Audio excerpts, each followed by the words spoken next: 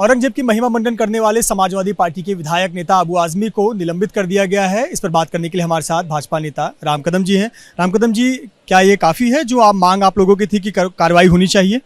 देखिए, छत्रपति शिवाजी महाराज जी के बारे में अभद्र वाणी, अभद्र शब्दों का प्रयोग करने वाले किसी व्यक्ति विशेष को इस महाराष्ट्र की भूमि पर रहने का अधिकार नहीं है, इस देश में रहने का अधिकार नहीं है। खैर, देश की सर्वोच्च न्यायपालिका ने इसके पूर्व एक जो फैसला सुनाया, उस फैसले के तहत किसी भी विधायक को उस सत्र से अधिक उसका निलंबन नहीं हो सकता, इस प्रकार का वो फैसला है। और उसी को ध्यान में रखते हुए केवल इस सत्र के लिए उनका निलंबन हुआ है। पर सभी क्रोधित विधायकों की मांग रही और उस मांग के पश्चात इसके लिए एक कमेटी गठित की गई है और वह कमेटी बाद में फैसला करेगी।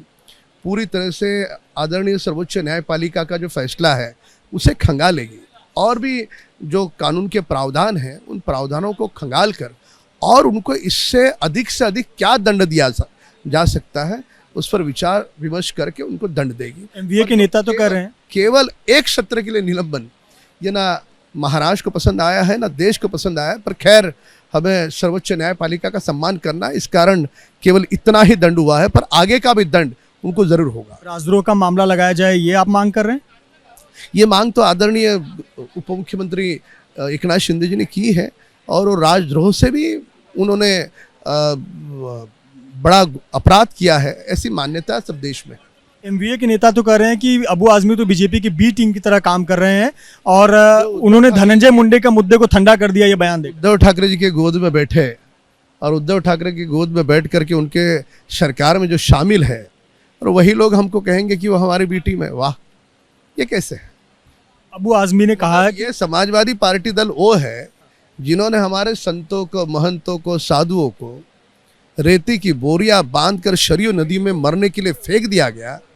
हमारे कार सेवकों पर, निहत्थे कार सेवकों पर जो जयराम श्री राम का उद्घोष कर रहे थे उनको गोलियों से भून दिया। क्या वो समाजवादी पार्टी बीजेपी की बी टीम हो सकती है? बचकानी बातें। नीतीश राणे कर रहे हैं कि अबू आजमी को तो पाकिस्तान जाना चाहिए और वहां जाके औरंगजेब का महिमा मंडन करना चाहिए। उनके इस बयान में क्या गलत है? मैं तो कहता हूं कि अफगानिस्तान जाना चाहिए जहां से वो आया था। इस पर गलत कुछ भी नहीं है। इस देश में यदि रहना होगा, छत्रपति शिवाजी महाराज जी ने हमेशा सभी धर्मों का सम्मान किया है। मदारी मेहतर को देखो, बाबा याकूब उनके लिए गुरु समान थे। उनके नेवी का जो चीफ था वो एक मुस्लिम भाई था। उन्होंने एक तरफ मंदिरों की रक्षा की, दूसरी तरफ मस्जिदों की रक्षा की। जब सूरत में कोई चर्च तोड़ा जा रहा था उस समय उसकी भी रक्षा राजा छत्रपति ने की है। तो राजा छत्रपति एक आदर्श राजा है। उन्होंने कभी किसी के साथ भेदभाव नहीं किया।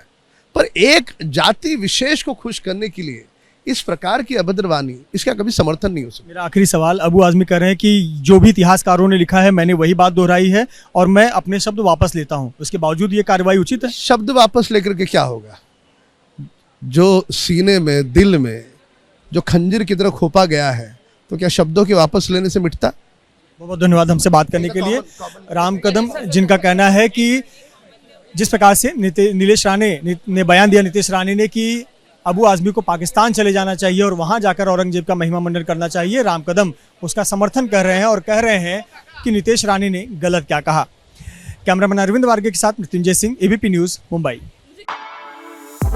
For exclusive and insightful videos, subscribe to our new channel ABP Live Premium.